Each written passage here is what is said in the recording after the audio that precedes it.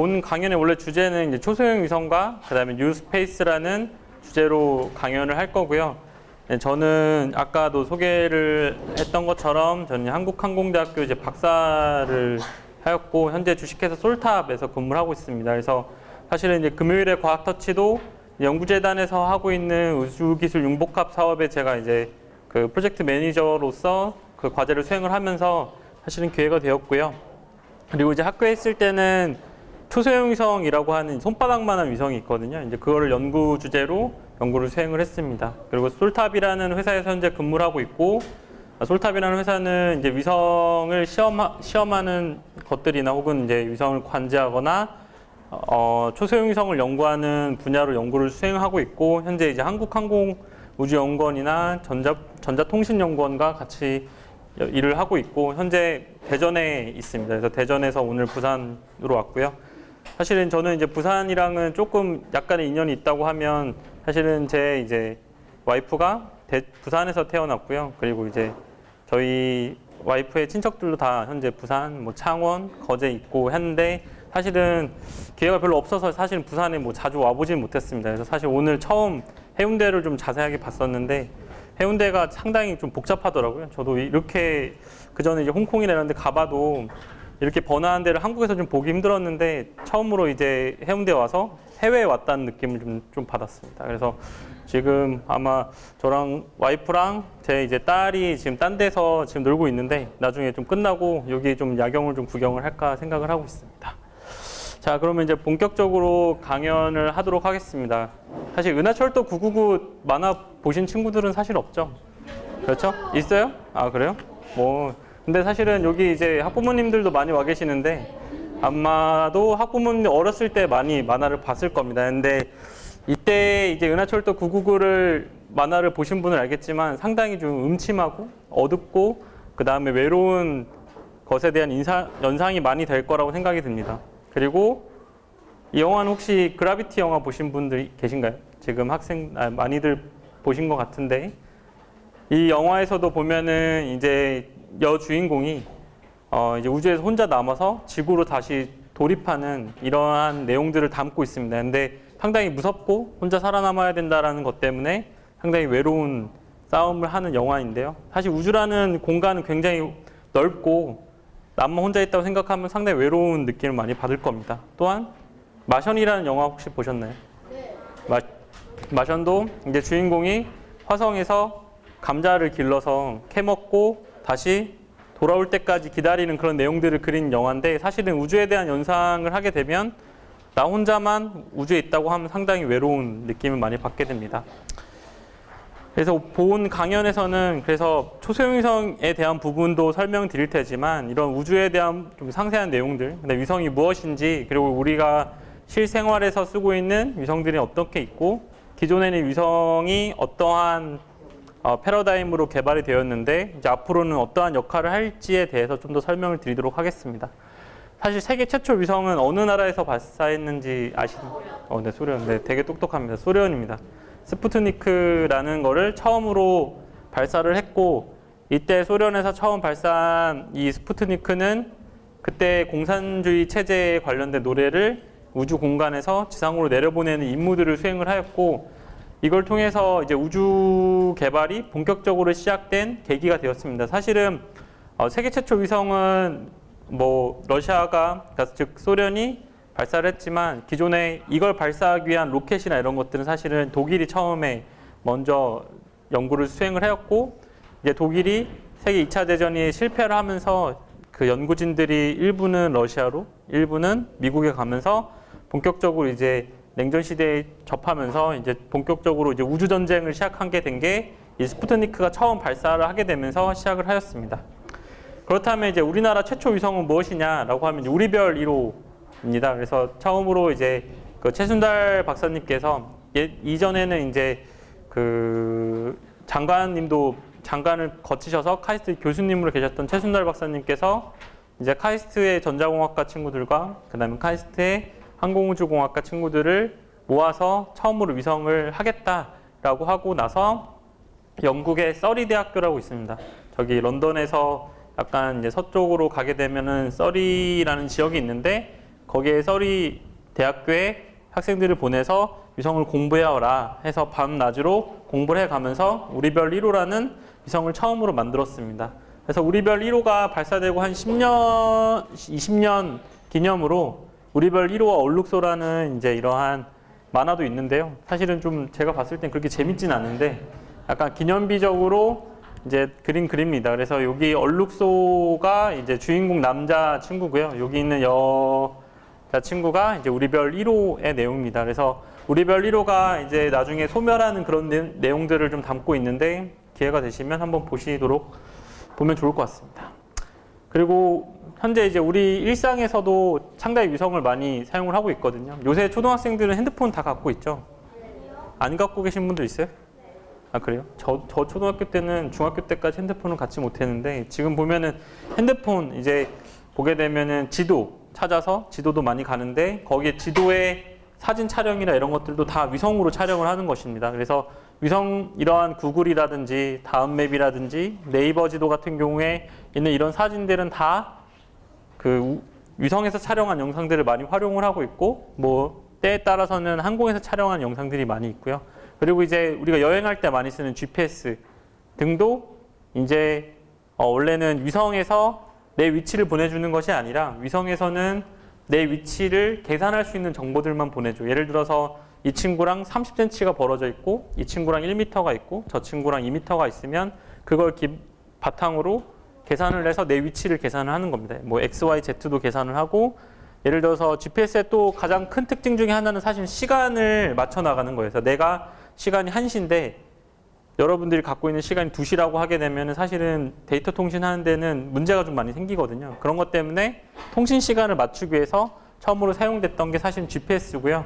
원래 GPS도 원래는 뭐 그 민간을 위해서 만들어진 게 아니라 이제 미국에서 본인들의 이제 군사적인 목적을 위해서 사실은 만들었습니다. 그래서 GPS 같은 경우도 이제 미국에서 발사한 GPS 위성들 같은 경우는 뭐 2개의 통신 대역이 있어서 하나의 통신 대역으로만 우리가 일상적으로 사용을 할 수가 있고 다른 통신 대역을 사용을 할 수가 없습니다. 근데 그 다른 통신 대역을 사용을 하게 되면 우리의 위치를 뭐 한 10cm나 20cm 이내에서 알 수가 있고 현재 자동차에 달려있는 GPS 같은 경우는 오차가 한 15m 정도가 나게 됩니다. 그렇기 때문에 그런 차이가 좀 발생을 하게 되는데 우리 일상생활에서 가장 많이 사용되는 부분 중에 하나죠. 그리고 이제 여기서 뭐 아직 어리신 분들이라서 미지의 지역에서 트래킹을 하거나 미지의 지역을 여행할 때 사용을 안 하셨을 수도 있는데 일단 그런 경우에도 GPS를 상당히 많이 사용을 하고 있습니다. 왜냐하면은 배에 떠 있거나 그 다음에 뭐 아프리카에 갔는데 사막에 있다고 하거나 하게 되면은 내 위치를 알 수 있는 방법이 없습니다. 그래서 그런 것들을 활용하기 위해서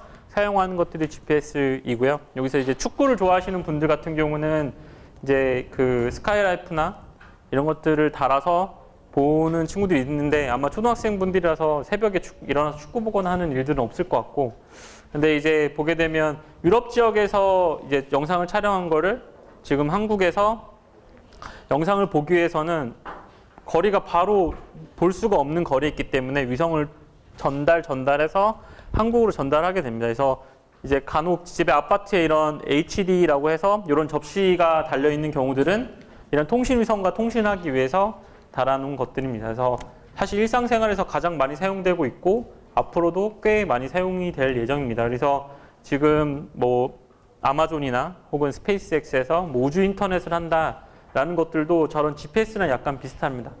여러분들이 저도 아프리카는 아직 가보지 못했는데 아프리카에 가면은 사실은 인터넷 이런 거 할 수가 없거든요. 여러분은 지금 보면은 핸드폰 키면은 바로 뭐 인터넷 찾아보고 네이버 찾아볼 수 있는데 아프리카나 대다수의 지역들은 사실 인터넷이 되지 않아요. 그래서 실제 그 지구 전 지역으로 봤을 때는 문명의 혜택을 보는 지역은 상당히 일부분밖에 없기 때문에 이제 아마존이라든지 스페이스X에서 하려고 하는 이런 것들이 사실은 이제 전 지구적으로 그런 걸 서비스를 하기 위한 또 있습니다. 그래서 그런 내용들은 조금 후반부에 설명을 좀 드리도록 하도록 하겠습니다.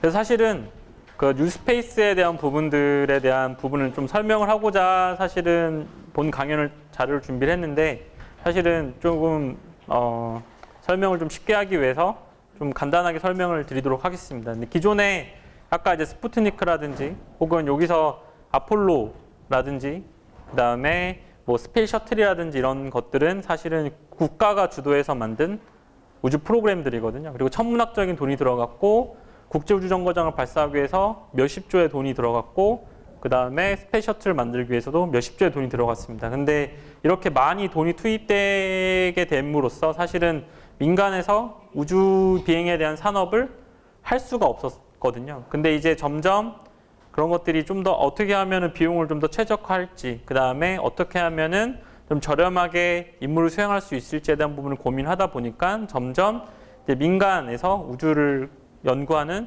것들이 상당히 많아졌습니다. 사실은 이제 국내에서는 우주를 연구하는 좀 이렇다 할 만한 큰 기업들은 이제 뭐 항공우주 산업이라든지 이런 회사들이 있긴 하지만 이제 외국 같은 경우는 완전히 뭐 예를 들어서 그 블루오리진 같은 경우는 서브오비탈 관광을 위해서 뭐 로켓을 만들어서 지금도 열심히 시험 중에 있고, 그 다음에 스페이스X 이제 발사해서 착륙하시는 거 한번 보신 분들 있나요 혹시?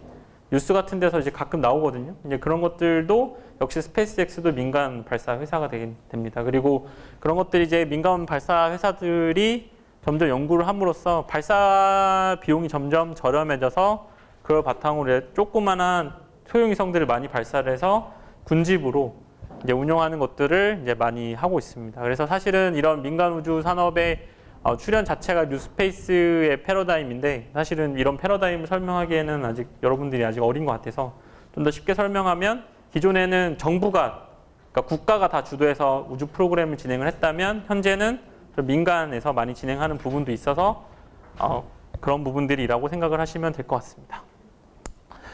그래서 사실 뉴스페이스의 특징이라고 하게 되면 돈이에요. 근데 무조건 돈이 되는 산업을 만들겠다라는 겁니다. 그래서 그 기존에 국가에서 주도를 할 때는 돈을 그냥 때려 붓는 거예요. 여러분들이 부모님들이 낸 세금을 국가에서 연구를 할 수 있게끔 연구자들에게 제공을 하고, 그거에 대해서 경제적인 피드백은 상대적으로 적은 형태로 많이 연구가 됐다고 하면, 현재는 사실 굉장히 개인적이고 상업적인 목적으로 이제 우주를 사용하는 경우들이 상당히 많아졌습니다. 그리고 기존에 이제 우주에서 쓰고 있는 부품들이나 이런 것들은 실제 지상에서 쓰는 부품들이랑 상당히 다르거든요. 예를 들어서 여러분들이 지금 쓰고 있는 볼펜이라고 하게 되면은 지상에서 쓰는 볼펜이랑 우주에 쓸 수 있는 볼펜이랑 좀 달라요. 그런 것들부터 시작해서 뭐 예를 들어서 컴퓨터, 지상에서 쓰는 컴퓨터를 그대로 우주에 올라가게 되면 방사능을 맞으면 죽게 돼 있어요.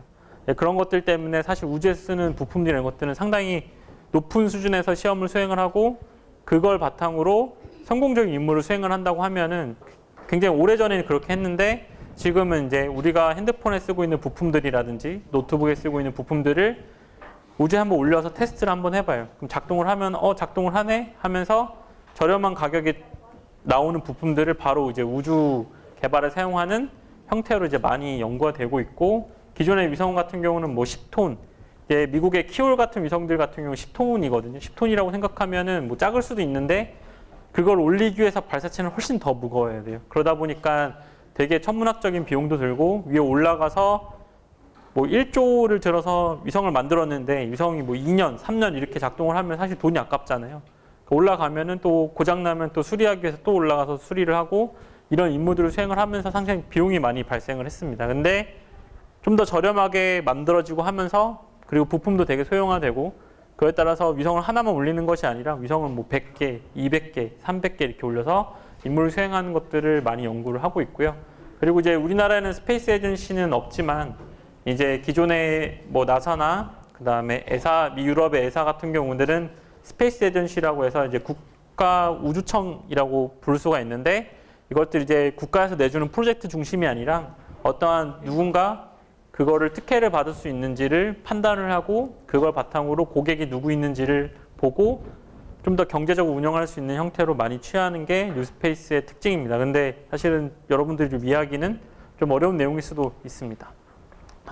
네, 좀 더 쉽게 이제 설명을 드리자면, 사실은 이런 대형 위성들 같은 경우 굉장히 크죠. 한 3m 정도 되고, 좀 더 큰 것들은 뭐 15m 이렇게 되는 경우들도 있는데, 이런 위성들 같은 경우는 개발비가 어느 정도 들 것 같아요? 몇십 조? 몇백 조까지는 아니에요. 그 정도는 많이 드는 건 아까 전에 미국의 경우이고, 국내에서 만드는 것들은 1조보단 미치고요. 그 다음에 한 1000억에서 2000억 정도가 소요가 됩니다. 다 여러분들의 세금이죠. 근데 이런 위성들을 한번 만드는데 사람들이 엄청 많이 투입이 돼요. 한 300명 가까이 투입이 되고 한 기업만이 참여하는 것이 아니라 거기에 또 밑에 또 다른 업체들이 참여를 함으로써 굉장히 크게 개발이 되고 한번 개발이 되게 되면은 한 5년에서 최대는 10년까지 걸리는 경우도 있기 때문에 상당히 느리게 개발이 수행이 되게 됩니다. 그리고 아무래도 이렇게 무겁다 보니까 발사를 하기 위해서 발사 비용도 많이 지불을 해야 되는 특징들을 가지고 있습니다. 대신에 또 실패를 하게 되면 어떻게 돼 있어요? 그 실패에 대한 그 뭐라고 해야 되나 손해도 좀 큰 편이 되겠죠. 그러다 보니까 대용위성보다는 조금 작아지는 추세로 많이 가고 있고요. 여러분들 혹시 이러한 전축 보신 적 있어요? 전축이라고 들어봤어요? 전축 이제 아마 학부모님들은 그 전에 전축을 쓰셨을 텐데 이제 이거 워크맨이라고 혹시 알아요? 들어봤어요? 지금도 네 맞아요. MP3 같은 건데 지금은 MP3 플레이어 같은 거 안 들으시죠? 근데 이제 저 어렸을 때는 이러한 워크맨 가지고 라디오 테이프를 제가 초등학교 때만 들었던 것 같고 중학교 때쯤 이제 MP3가 나오면서 좀 이게 뭐 많이 소형화 됐습니다. 요새는 근데 핸드폰으로 다 가능하잖아요. 핸드폰으로 이런 MP3 플레이어도 듣고 여러 가지 가능하는데 이런 고가 장치에서 점점 저가의 소형 장치로 가는 전반적인 전자 부품에 대한 추세가 있었습니다. 그래서 이러한 추세 자체가 사실 위성에도 동일하게 적용이 되었고 여기서 혹시 시티폰이라고 들어보신 분 계시나요? 시티폰? 아마 학부모님들이야 들어보셨을 것 같은데 아마 시티폰이라고 옛날에 이제 자동차에다가 뭐 거의 무기같이 엄청 크거든요. 제 팔뚝만한 정도의 전화기를 썼었는데 지금 어때요? 저희 손바닥만하게 다 핸드폰이 다 들어가잖아요. 그런 것처럼 굉장히 소형화가 되면서 위성도 비슷하게 되게 됐습니다. 그래서 실질적으로 대형 위성이랑 사실 소형 위성이랑 사실은 하는 기능들은 거의 비슷해요. 근데 그런 성능이나 이런 것들이 차이가 좀 있는 정도로 이해를 하시면 될 것 같습니다. 그렇다면 이제 우리가 본격적으로 설명한 초소형 위성에 대한 부분을 좀 설명을 드리자면 뭐 영어로 써져 있긴 한데 처음으로 이제 초소형 위성을 만든 분은 스탠포드 대학교의 밥 트윅 교수님이 처음으로 초소형 위성을 만들었고요. 원래 이제 대학교 학생들을 대상으로 연구 목적으로 처음에 시작했던 게 초기 출발이었고요. 그 이후로는 이제 한국항공대학교의 장영균 교수님이 처음으로 국내에선 초소형 위성을 시작을 하였습니다. 그래서 초소형 위성을 처음 시작할 때는 여기 교수님들이 들고 계시는 것처럼 사실 손바닥만 해요, 위성이. 크진 않아요. 한 10cm, 10cm, 10cm 정도 되는 크기에서 처음에 출발을 하였고 점점 발전을 해서 좀 더 큰 위성들을 연구를 수행을 하게 되었습니다. 그래서 사실은 우리나라에서도 초소형 위성은 굉장히 초반에 시작이 됐어요. 2000년도 처음에 수행이 되었는데 좀 여러 가지 문제로 아직 좀 발전이 더뎌서 지금 현재로 많이 연구가 되고 있지만 해외처럼 활발한 정도는 아닙니다. 초소형 위성이라고 하게 되면 사실은 이제 180kg 이하의 위성들을 보통은 소형 위성이라고 부르고요.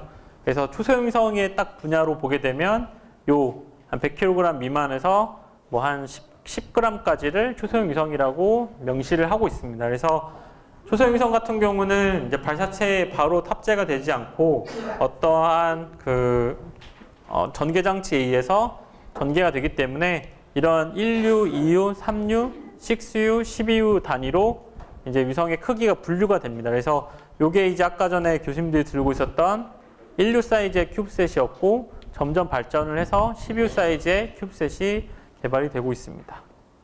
그래서 뭐 크기에 대한 비교를 보시면 큐브셋 정도는 한 10kg 정도 된다. 그래서 뭐 그것들이 올이나 라쿤 정도로 보게 되면 대형 위성들 같은 경우는 코뿔소 정도로 볼 수가 있을 것 같습니다.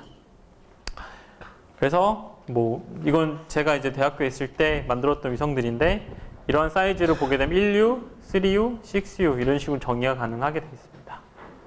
그렇다면은 대형 위성 같은 경우는 위성에서 발사체에서 어떻게 위성이 발사되는지를 한번 보면서 초소형 위성은 어떻게 발사되는지를 보여드리도록 하겠습니다. 그래서 원래 이제 대형 위성들의 경우에는 이런 이제 발사체에다가 하나의 위성만을 위해서 발사체를 하나를 쓰거든요. 근데 발사체 같은 경우는 뭐 100톤, 200톤 정도의 크기를 갖고 있기 때문에 상당히 무겁고 비쌉니다. 그래서 한번 발사하는데 몇 천억이 들어가기도 하고요. 그래서 여기 서 있는 이제 발사체가 이제 아리안 발사체인데 이걸 이제 발사하는 그림 동영상을 보여드리도록 하겠습니다. 그래서 여기 여기가 이제 페어링, 소유주 발사체인 것 같은데요. 여기에 위성이 들어가 있고, 위성이 나중에 발사돼서 여기서 분리가 되면서 위성이 이제 궤도에 투입되는 동영상이 되겠습니다. 그래서 지금 현재 막 발사를 하기 위한 준비를 하고 있고요. 얼마 전에 누리호 발사한 거 혹시 아세요? 여기서는 좀 멀긴 한데 그 전라도 쪽에 가면은 외나로도라는 곳이 있는데 지금 이제 우주 발사체를 발사할 수 있는 곳은 우리나라에서는 그곳 고흥밖에 없거든요. 그래서 한번 발사가 기획이 되면은 부모님들께서 좀 힘들겠지만 한 번쯤은 방문할 만한 거다. 왜냐면은 사실은 이게 발사를 하게 되면은 소리가 엄청 크거든요. 그래서 그런 것들에 대한 감동을 좀 느낄 수 있는 기회가 될 수 있으니 한 번쯤은 가시는 게 좋을 것 같습니다. 그래서 지금 발사를 하고 있고 점점 좀 올라가서 지금 이제 아직은 육안으로 볼 수 있는 위치에서 발사가 되고 있고요. 이게 따지고 보면은 볼펜을 그냥 우주로 올린다고 생각을 하시면 돼요. 그렇기 때문에 상당히 높은 기술들이 요하고 그리고 굉장히 많은 사람들이 투입되는 프로젝트가 되겠습니다. 그래서 항공우주연구원에서도 이러한 발사체를 만들기 위해서 굉장히 노력을 하고 있고 경우에 따라서는 그 연구원들이 되게 열심히 연구를 했는데도 불구하고 뭐 불꽃 축제를 했느니 이런 식으로 사람들이 이제 폄하하는 경우들이 좀 있는데 상당히 사실은 되게 어렵습니다. 네, 그런 점들을 좀 이해해 주시고 발사체에 실패했다고 해서 연구원들이 진짜 맨날 밤낮으로 고생을 하거든요. 그런 것들을 이해하시고 또 돈 버렸네 이렇게 생각하지 마시고 나중을 위해서 돈을 투자했네 라고 생각을 하시는 게 좋을 것 같습니다. 지금 이제 발사체가 이제 우주에 올라가게 되면은 이제 단을 조금씩 분리를 하게 됩니다. 그래서 뭐 1단, 2단, 3단이 있으면 1단은 이제 옆에 있는 서브 로켓들을 분리를 하게 되면 이렇게 밑으로 떨어지게 되고 또 다시 또 분리를 하고 또 분리하는 과정들을 계속 거치게 됩니다. 지금 이제 우주에 계속 올라가고 있는 거고요. 여기 파란색으로 보이는 거는 지구예요. 그리고 여기 페어링 안에 위성이 들어가 있는 겁니다. 그래서 위성이 이렇게 조용히 들어가 있고요. 여기 페어링을 분리를 하는데 페어링을 분리하는 이유 중에 가장 큰 이유는 발사체가 낼 수 있는 힘이 한계가 있고 이 페어링의 무게만 해도 거의 뭐 1톤이 넘어갑니다. 그러다 보니까 좀 더 가볍게 하기 위해서 분리를 하고 올라가는 형태를 취하게 되고요. 그래서 여기서도 이제 2단을 이제 분리를 해서 좀 더 높이 올라가는 시퀀스들을 거치게 됩니다. 그래서 여기서는 이제 페어링이 분리가 되고 나서 지금은 위성을 분리를 할 겁니다. 여기서는.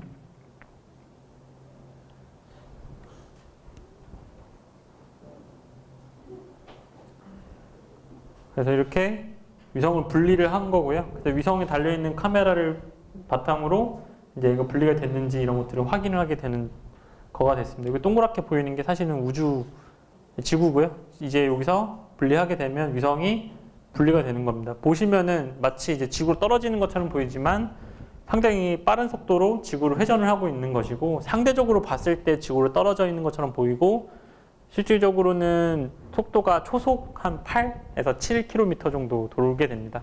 그래서 이런 식으로 발사하는 게 대형 위성이 되고요. 초소형 위성 발사되는 걸 보면은 이제 이러한 것들이 디플로여라고 하는데 이제 한국말로는 없어서 피기백이라고 합니다. 이제 어부바에서 발사를 하는 형태고 여기 보면 대형 위성이 하나가 있잖아요. 여기에 조그맣게 붙어 있는 것들이 사실은 이 초소형 위성들이 돼요. 그래서 거의 어부바에서 보내는 형태로 위성을 보내게 됩니다. 그래서 되게 볼품 없이 보내긴 하지만 이렇게라도 발사를 할 수 있는 기회를 잡게 되면 다행인 거고요. 그리고 이런 위성 하나 발사하는데 킬로그램당 1억이 소요가 돼요. 초소형 위성도 비슷하고요. 차보다 비싸죠.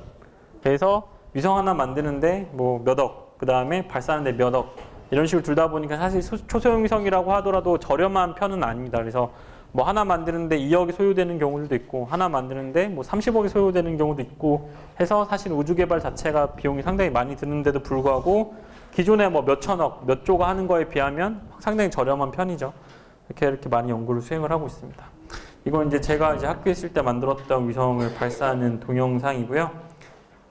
위성을 아까 대형 위성 같은 경우는 우리가 원하는 궤도에 되게 고이 모셔서 잘 갖다 줘요. 왜냐면은 그렇게 안 하게 되면 발사체 업체에서 돈을 물어줘야 돼요. 그런 것들이 있기 때문에 사실은 굉장히 잘 고이 모셔서 하지만 초소형 위성은 우주에 올라가서 거의 던지는 형태예요. 그냥 뭐 작동하든 말든 그냥 던지는 형태인데 이것도 똑같이 이제 보여드리도록 하겠습니다. 그래서 여러 가지 단계를 거쳐서 쉴드를 벗겨놓게 되고, 그다음에 이제 실제 메인 페이로드를 먼저 분리를 해준 거예요. 그래서 카르토셋이라고 인도에서 만든 발사체를 분리를 해주고, 그다음에 뭐 중간에 어댑터도 분리를 하고 나면 여기 파란색으로 보이는 것들이 사실은 아까 그 큐브셋이 들어있던 거예요. 그래서 이런 위성들은 조금 좀 큰 위성들을 먼저 분리를 해주고요. 여기 나중에 보시면 송송송 뭐가 튀어나가는 것들이 보일 텐데 초소형 위성들을 발사를 하는 겁니다. 이것들은 이제 계속 좀 더 큰 위성들을 발사를 하고 있는 것이고요.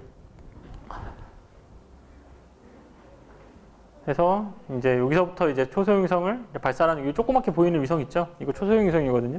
상당히 작아요. 그냥 거의 버리듯이 그냥 발사를 하게 돼요. 여기서 보면 스프링이 달려 있어서 스프링으로 하는 송 밀어내는 형태를 가지게 됩니다. 그래서 큐브셋을 이런 식으로 발사를 하는 게 가장 기초적인 방법인 거고, 이제 아까 이제 보시면은 이제 국제우주정거장에서도 발사하는 방법도 사실은 거의 비슷해요. 그래서 발사하는 업체들도 좀 있고, 여러분들이 집에 돈이 많다고 하면 여러분들이 초소형 위성을 만들어서 발사할 수 있는 기회들도 있을 수 있을 것 같습니다. 그래서 왜 점점 그 초소형 위성들을 많이 발사를 하냐라고 하면, 여기서 스타크래프트 하시는 분들 있어요? 없나요? 스타크래프트 거의 한 명? 스타크래프트를 아시는 친구들은 모를 것 같은데, 여기 보면 이 캐리어라는 유닛이거든요. 캐리어 유닛에 보면은 요게 이제 조그마한 비행기들이 9대씩 가지고 가게 돼요. 그래서 이런 것들이 뭉치게 되면 상당히 강해지거든요. 그런 것들랑 비슷한 원리로 큰 거 하나 만들 바에는 작은 것들을 여러 개 만들어서 좀 더 효율적으로 운영하고자 하는 게 지금 현재 초소형 위성의 패러다임이 되겠습니다. 그래서 이제 요것도 항공모함이잖아요. 항공모함에도 비행기가 뭐 몇십 대, 뭐 많게는 몇백 대 이렇게 들어가는데, 그 이유 중에 하나는 그냥 크게 비행기를 만들면 되는데 왜 작게 만들었느냐라는 것들도 역시 이제 좀 더 운용을 좀 더 편하게 하고 기동성을 좀 더 높게 가져가기 위해서 이런 작게 만들어서 데려간 다음에 거기서 이제 할 수 있게끔 만드는 게 이제 초소형 위성이랑 약간 비슷한 특징이라고 보시면 되겠습니다. 한 개의 인공위성을 만들기 위해서 위한 비용은 대형 위성 같은 경우는 2천억 정도가 소요가 되고, 하나의 만드는 인공위성을 만드는 시간은 뭐 못해도 5년, 그리고 투입되는 인력은 수백 명이 투입이 됩니다. 그리고 대신에 이러한 도면들이나 이런 것들은 비밀로 되어 있어요. 여러분들이 쉽게 접하기 쉽진 않고, 저 같은 경우는 관련 프로젝트를 하고 있기 때문에 내용을 볼 수는 있지만, 그렇지 않은 경우 여러분들 인터넷에 검색해서 뭐 인공위성 만드는 법 이런 거 찾는다고 해서 대형위성 만드는 법들이 나오지는 않습니다.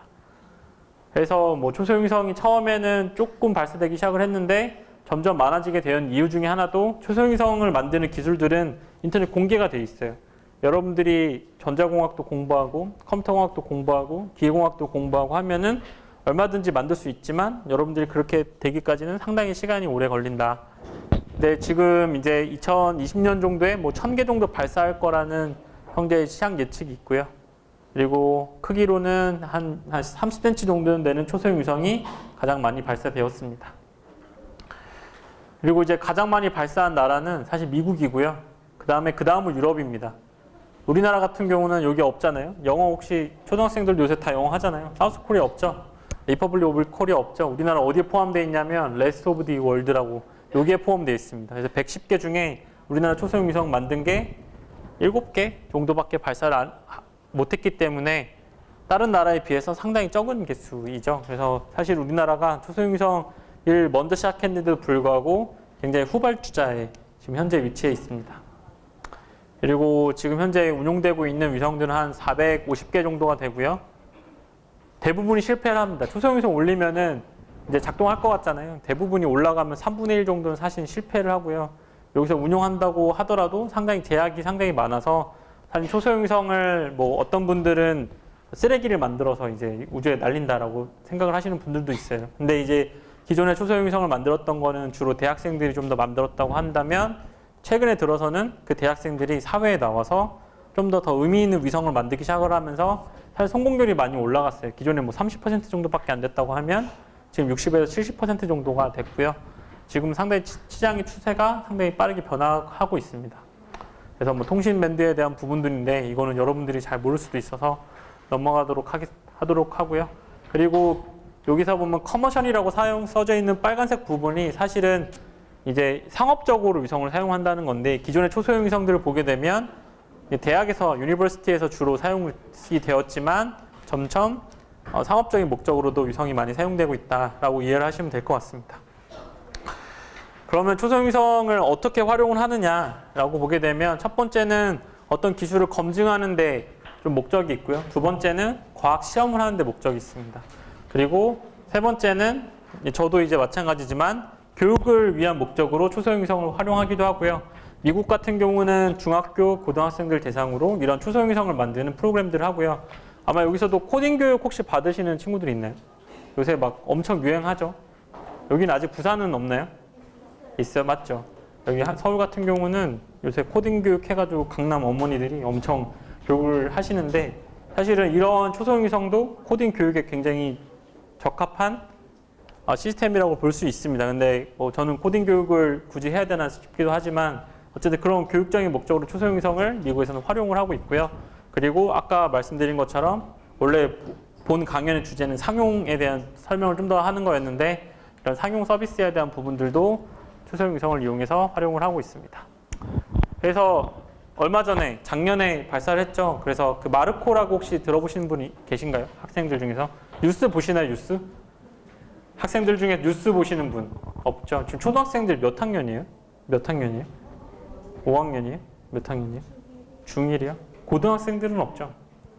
그렇네요. 중학교. 저기 맨 끝에 계시는 분은 초등학교 몇 학년이에요? 리바이스. 네. 초등학교 몇 학년이에요? 초등학생 아니에요? 중학생이에요? 제가 제가 감이 없어서. 초등학교 몇 학년? 몇 학년이에요? 몇 학년? 5학년이요? 그럼 초등학교 1, 2학년 친구들도 있나요? 그런가요? 저도 초등학교 때 저희 아버지가 좀 엄하신 편이라서 그 신문 스크랩 하는 거 있잖아요.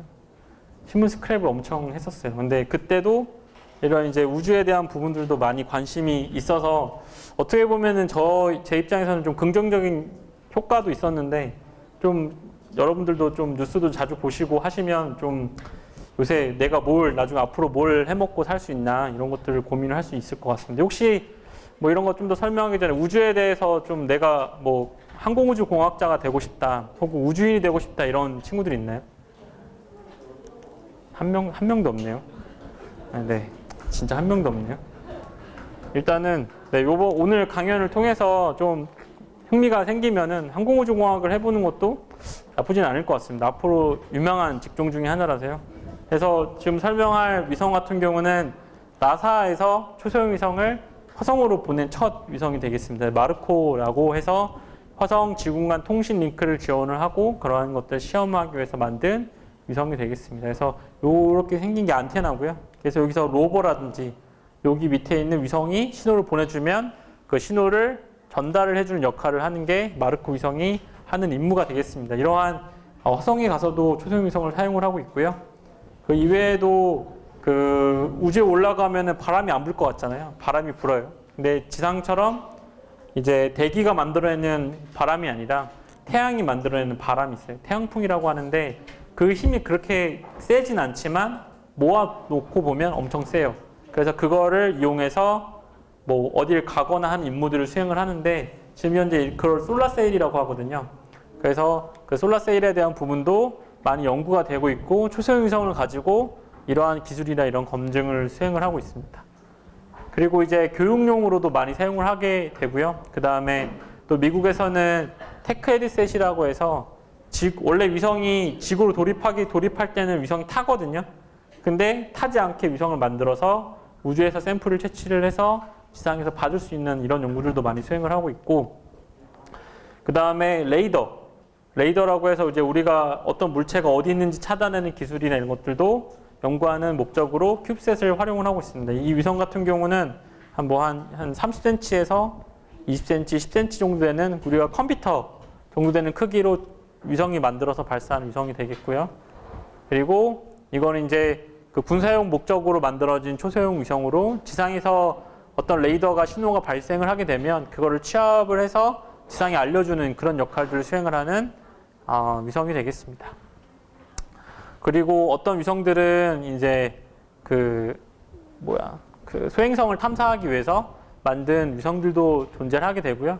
이제 이런 엔지니어들이 사실은 뭐 학생들이 아니라 거의 이제 그 연구소에 있는 연구원들이 어떠한 목적을 위해서 조그맣게 만들어 보고 나중에 좀 더 큰 걸 만들기 위해서 연구를 수행한 결과들이 되겠습니다. 이런 초소형 위성도 있고, 그 다음에 아까 소행성 탐사하는 초소형 위성도 있고요. 여러분들 중에서 만약에 좀 돈을 좀 벌고 싶다라고 하면은 개인적으로는 소행성에 가서 광물을 채집해오는 미션들도 해보는 것도 나쁘진 않을 것 같습니다. 그래서 얼마 전에 일본에 이제 하야부사도 있었는데, 미국에 이제 플래네터리 그 사이언스라는 회사가 있는데, 그 회사 같은 경우는 소행성에 가서 특이한 광물을 채취를 해오면 그게 엄청난 가치를 갖게 되니까 그걸 이제 팔려고 하는 형태고요. 여기서 보시면은 어떤 소행성이 어느 정도의 가치를 갖는지를 써놓은 겁니다. 그래서 보면은 하나 잘 들고 와서 지구로 들고 오면은 제가 봤을 땐 떼부자가 될 수 있기 때문에 좀 그런 부분에서 생각을 해보셔도 나쁘진 않을 것 같습니다. 근데 지금 보면은 뭐 초소형위성 쪽으로도 많이 연구를 수행을 하고 있지만, 지금 부산에도 그런 이제 무인탐사연구소라고 해서 그 스타트업 회사도 있고요. 그 다음에 우주 쓰레기를 청소하기 위해서 연구하는 친구들도 있고, 국내에서 되게 활발히 연구를 하고 있는데, 여러분들이 좀씩 이제 꿈을 키워나가면은 그 형들처럼 될 수가 있다고 생각을 하고요. 그 지금 스타트업 하고 있는 그 친구들 같은 경우는 중학교 때, 고등학교 때 이제 그 청소년 우주단인가 그런 걸 하면서 이제 우주에 대한 꿈을 키웠고, 대학교에 오면서 회사를 차린 친구들이거든요. 여러분들도 이제 비슷하게 된다면 상당히 제 입장에서도 상당히 기쁠 것 같습니다. 그리고 이제 그 우주에서는 이런 번개도 치는데, 그런 번개에 대한 것들을 뭐 탐색해주는 위성들도 연구를 수행을 하고, 그 다음에 교육용으로도 많이 수행을 하고 있고요. 이게 초소형 위성이잖아요. 이게 그림같이 생겼잖아요. 이게 그림이 아니에요. 이게 원래 국제우주정거장 사진을 찍은 거예요. 국제우주정거장의 태양전지판입니다. 엄청 커요. 초소형 위성은 요만한데. 이게 초소형 위성을 근접해서 촬영해서 그런 거지, 실제로 가면은 요거 박스 하나에도 점으로 보일 정도로 초소형 위성이 작은데도 불구하고 되게 큰 활용도가 있죠. 그리고 아까 이제 말씀드렸던 것처럼 초등학생들이 연구하는 목적으로 큐브셋들을 가지고 연구를 수행을 하기도 하고요. 사실은 핸드폰도 어떻게 보면 위성일 수가 있거든요. 왜냐면 위성이 하는 역할 중에 하나가 명령을 받아서 어떤 임무를 수행을 하고 그거를 전달하는 역할을 한다고 한다면, 핸드폰도 동일하죠. 우리가 사진을 찍으라고 손가락을 누르는 거를 원격으로 명령을 보내고 사진을 촬영을 하면 그 사진 촬영한 데이터를 통신을 통해서 수신을 할 수가 있기 때문에, 이러한 원리가 동일하다 보니까 핸드폰을 이용해서 위성을 만드는 경우들도 있습니다. 그리고 조그맣게 만들어서 많이 연구를 수행을 하고 있고, 여기 있는 대학생들이에요. 생긴 거라고 하면 좀 아저씨들인데, 근데 사실은 미국이나 사람들 만나보면 조금 저희들보다는 조금 나이가 좀 있어 보이게 됩니다. 그래서 이렇게 많이 연구를 하고 있고, 이거는 킥스타터라고 해서 이런 이제 그 벤처에 투자해주는 미국의 사이트가 있거든요.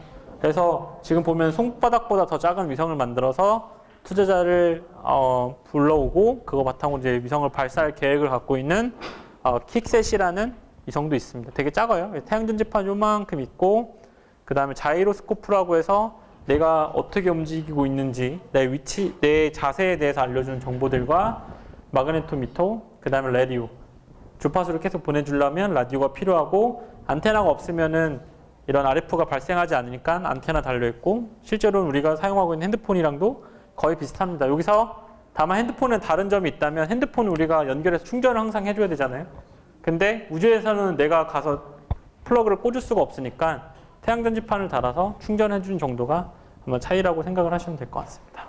그래서 여기는 아마 여러분들이랑 비슷한 초등학생들이 이제 위성을 교육을 해주는 프로그램들을 듣고 있는 거고요. 이런 측면에서는 참 미국이 학생들을 대상으로 상당히 교육에 대해서 신경을 많이 쓴다라는 걸 알 수가 있습니다. 그리고 이제 우리나라에서는 그러면 누가 위성을 또 했었냐라고 하면, 혹시 송호준 씨 혹시 아시나요? 망원동 인공위성이라고 해서 그 영화도 있는데 아마 여러분들이 보기에는 좀 재미없을 수도 있어요. 아티스트거든요. 이분이 처음으로 전 세계에서 개인용 인공위성을 만들어 보겠다고 시도를 하신 분이에요. 물론 실패는 했지만 그 이분의 노력은 상당히 값진 노력이었죠. 그리고 이걸 만들기 위해서 티셔츠를 팔았거든요. 혹시 여기서 티셔츠 사셨던 분이 계시나요? 이런 분들 이제 뭐 한다고 하면은 티셔츠 하나에 3만 원 정도 하거든요. 하나 사주시면은 연구하는데 큰 도움이 되니까 이분들 같은 경우는 그런 티셔츠를 팔아서 돈을 모으고 자기가 어떤 아티스트를 수행을 하면서 발생한 수익금을 바탕으로 이런 초소형위성을 만들었는데 실패를 했습니다. 우리나라에서 이런 분들이 있고 이제 그 미국이나 유럽 같은 경우는 로키드 마틴이나 보잉에 다니는 엔지니어들이 그냥 집에서 취미삼아 만들었던 위성들이 있는데 그걸 이제 오스카 그다음에 AM셋이라고 합니다. 그래서 이 아마추어 위성들을 만들어서 발사하는 그런 엔지니어들도 사실은 있고요. 국내에서 만드는 큐브셋들도 어떻게 보면 아마추어 위성에 해당이 되게 되겠습니다. 그래서 그 위성이 지나갈 때 이런 워키토키라고 있는데 저게 뭐 가격이 좀 비싸긴 한데 15만 원에서 30만 원 정도 하거든요. 그걸 켜서 위성이 지나갈 때 소리를 들어보면 뚜뚜뚜뚜 뚜뚜뚜뚜 이런 소리를 들을 수가 있습니다. 그래서 그런 것도 한번 들어볼 수가 있고요. 이런 안테나도 역시 들어보려면 필요합니다. 그리고 그 다음으로는 이제 실제 상용으로 서비스됐던 플래닛 랩이라고 하는 위성인데 현재 200개가 넘게 돌고 있고요. 기존에 1000억이 들어서 만들었던 위성이 해상도 5m를 지원을 했다면 이 위성의 경우에는 한 6억 정도가 소요가 되고 6억으로 만든 위성이 1000억으로 만든 위성과 동일한 해상도를 갖게 되었습니다. 근데 물론 품질에는 차이가 좀 있고요.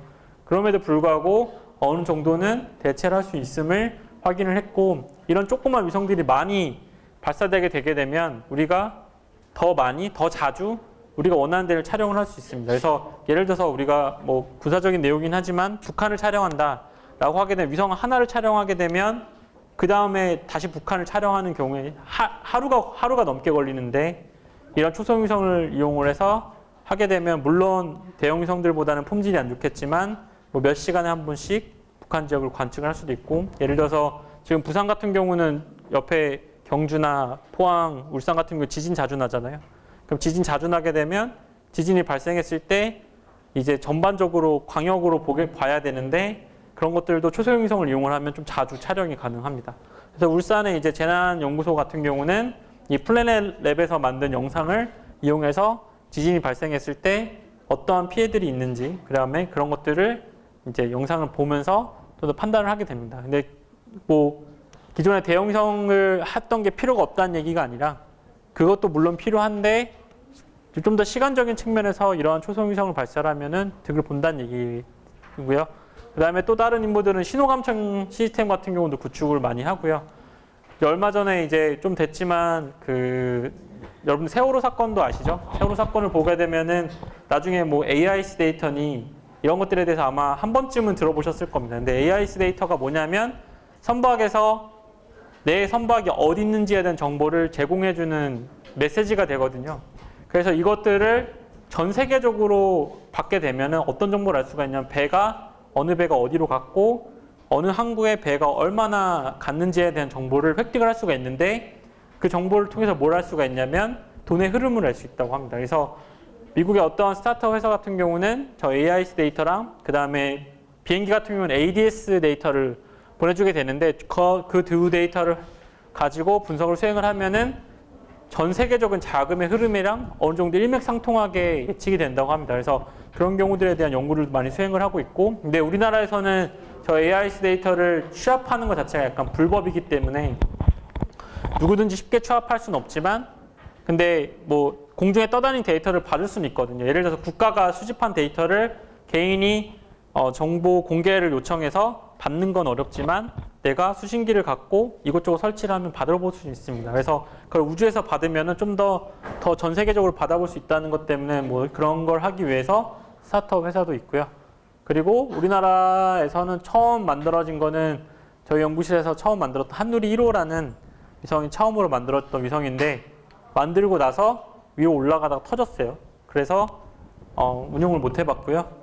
그 다음에 제가 이제 학교에 있을 때 연구했던 한누리 5호도 있고 그 다음에 경희대학교에서 연구했던 시네마라는 위성들도 있고요. 그리고 또 시그마라는 위성. 그래서 여기 세포랑 비슷한 재질이 들어있어서 여기에 예를 들어서 이온이나 고입자 에너지가 들어가게 되면 세포가 이제 그 분열이 되거든요. 그거에 따라서 전기적 신호를 측정할 수 있는 임무. 그 다음에 뭐 위성을 2개를 가지고 뭐 버추얼 텔레스코프라고 해서 가상의 텔레스코프를 만드는 그런 임무들도 많이 수행을 했습니다. 그리고 카이스트에서 만든 링크1이고요. 우리나라에서는 사실 초소형 위성들이 대부분 실패를 했는데 좀 그나마 성공했던 초소형 위성이 될 수 있겠습니다. 그리고 현재 이제 뉴스페이스의 가장 큰 것들은 민간 로켓이고요. 현재 이제 국내에서는 페리지라는 로켓 회사가 있는데 거기에서 소형위성을 위한 발사체를 많이 연구를 하고 있고 해외에서는 이미 이런 민간 로켓에 대한 부분도 많이 연구를 하고 있습니다.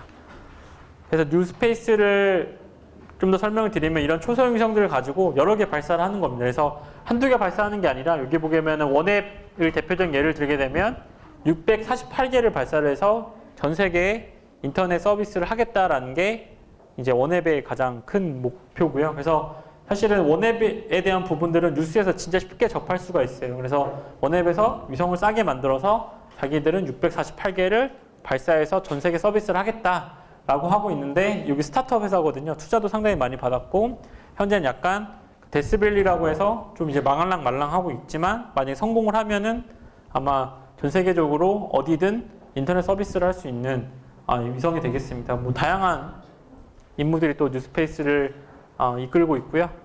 그리고 이제 원앱에 대한 부분들에 대한 부분은 아까 고속 인터넷망을 구축한다는 거고요. 그리고 이런 위성을 만들기 위해서 부품도 좀 적게 쓰고 무게도 좀 더 작게 하고 그 다음에 쉬운 제작 방법을 사용을 해서 그리고 위성은 기존에 하나, 2개 뭐 이렇게 만들다고 한다면 그냥 위성을 공장에서 찍어내는 거죠. 기계로. 그래서 그렇게 만들면서 대량 생산하게 되면 비용이 싸지는 거고요. 여러분 사용하는 핸드폰도 원래 그거 개발하려고 하면은 몇백억이 들어요. 근데 얘가 공장에 찍어내는 거잖아요. 이미 다 개발을 해서 찍어내는 거기 때문에 핸드폰 가격이 100만 원이 될 수가 있는 거고 그거보다 더 약간 비쌀 수도 있지만 그 가격이 내려오게 되는 이유들 중 하나고 이런 대량 생산에 대한 부분이 되겠습니다. 그래서 위성도 역시 대량 생산을 하게 되면 가격이 저렴해진다라는 거고요. 그리고 이러한 공장에서 위성을 거의 찍어내듯이 만들고 여기서 동시에 위성을 수십 개를 한 번에 조립할 수 있는 공장이나 이런 것들도 플로리다에 설치를 해서 위성을 생산하겠다라고 하는 게 이제 원앱이 대표적으로 하고 있는 역할들이고요. 뭐 블랙스카이라고 해서 뭐 미국에 있는 회사들도 이제 대형 위성에서 했던 정도의 해상도를 갖는 소형 위성을 발사를 해서 뭐 수십 개를 올려서 뭐 1시간에 한 번씩 뭐 우리가 원하는 영상을 받을 수 있는 임무들을 수행할 수 있게끔 연구하고 있는 블랙스카이라는 위성이 있고 이게 제 가슴 정도 크기의 위성이 되겠습니다. 그래서 해상도도 상당히 좋아서 뭐 인터넷 찾아보시면은 뭐 블랙스카이도 있고 그 다음에 스카이셋도 있는데 위성에서 동영상을 찍는 임무들도 많이 수행을 했습니다. 그걸 통해서 뭐 자동차의 흐름이나 이런 것들도 판단할 수 있는 연구들을 하고 있고요. 뭐 이것들은 이제 위성을 만드는 사진이 되겠습니다. 그래서 뭐 다른 임무들도 존재하고 그래서 이러한 여기에 있는 그 망원경 이런 것들이 사실은 기존에 우주에 썼던 부품들이 아니라 지상에서 사용하고 있는 부품들을 사용을 해서 많이 사용을 하고 있습니다. 그리고 핀란드의 이제 마이크로 위성 제조 회사로는 알토 대학이라는 대학이 이제 분사로 2014년 설립된 아이스아이라고 해서 우리가 레이더로도 영상을 촬영할 수 있거든요. 사실 군사적인 목적에서는 레이더로 영상을 촬영하는 경우에는 예를 들어서 북한을 예를 든다라고 하게 되면 나무로 모조로 만들었어요, 비행기를. 근데 우리가 흔히 촬영하는 그냥 그런 가시광선 카메라로는 얘가 모조인지 얘가 실제 철제로 만든 진짜인지를 판별할 수 없는데 이러한 그 레이더 위성을 만들게 되면 그게 진짜인지 거짓인지도 알 수 있고 예를 들어서 어디 감춰 놓는다고 하더라도 그걸 통과해서 촬영을 할 수가 있게 됩니다. 그래서 상당히 좀 의미가 있고 이러한 레이더 위성 같은 경우는 예를 들어서 이집트에서 그 모래바닥에 쌓여 있는 이제 피라미드나 이런 것들을 발견하는 데도 많이 사용이 됐고요. 이러한 임무들도 수행을 많이 하고 있습니다. 그리고 이제 뭐 그런 우리가 전화로 얘기하는 것들은 기지국이 있으니까 전화 통화하기 편한데 뭐 다른 지역에 간 경우에 전화 통화를 좀 하기 편하게 하기 위해서 이런 통신 임무를 수행하는 위성들도 있게 되겠습니다.